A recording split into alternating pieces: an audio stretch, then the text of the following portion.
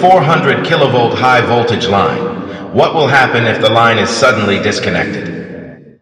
In our daily life, disconnecting a line is a very common phenomenon and does not have any serious consequences. Assuming that a 400,000 high voltage line is suddenly disconnected, the result is completely different. First of all, at the moment of disconnection, there will be an arc connection between the two contact ends that can penetrate the air, which means that the current in the line can still be connected through the arc path, a situation similar to the Lotus root break. Therefore, it is very difficult to completely disconnect a high voltage line by conventional methods because the arc is very unstable and difficult to extinguish, and the arc will release thousands of degrees of heat, enough to melt the two ends of the contact and damage it. Therefore, to disconnect this 400,000 volt high voltage lines, usually need to use a special device called circuit breaker.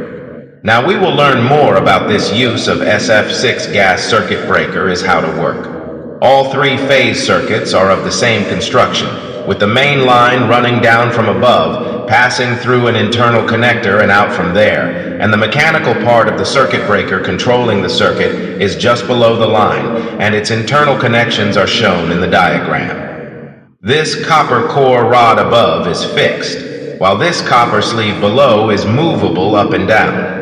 When the sleeve moves up to insert the copper rod, the line is on. Controlling the movement of the sleeve is the circuit breaker below the mechanism, which has two springs inside. When the line is connected in the state of force, there is a latch that catches the lever and holds down the spring that stores the force underneath. And this plunger system is connected to a relay that controls the latch of the latch, them before you go. When there is a fault in the line will lead to an abnormal increase in current. Next to these components called the transformer, it can monitor the changes in current. It will be anomalies feedback to the circuit breaker's relay, telling it that there are abnormalities in the line should be tripped. Control snap, this plunger will be outward top, snap off, the spring below is no longer suppressed.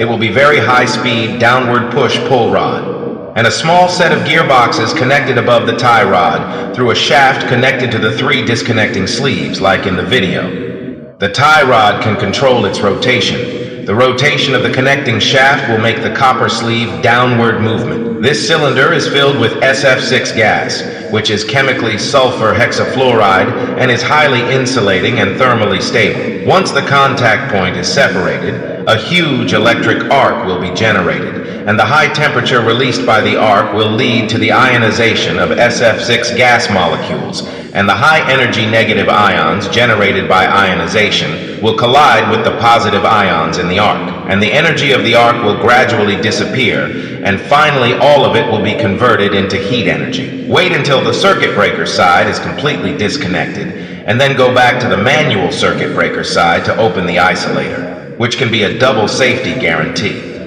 The sudden disconnection of such a powerful line will result in a high-speed flow of current that will backfire from the circuit breaker's contacts, and the abnormally high current may cause damage to subsequent electrical equipment, such as transformers or generators. That's why high-voltage transmission lines are not randomly disconnected, unless there is a sudden and significant situation. Of course, some lines are equipped with measures to redistribute the current load to cope with such sudden disconnections. It is not easy to reconnect a disconnected line because the spring force has been released. So to reload the spring, you must utilize to the back of this motor. The time it takes for the circuit breaker to open and close is actually very short, usually done in about 50 milliseconds.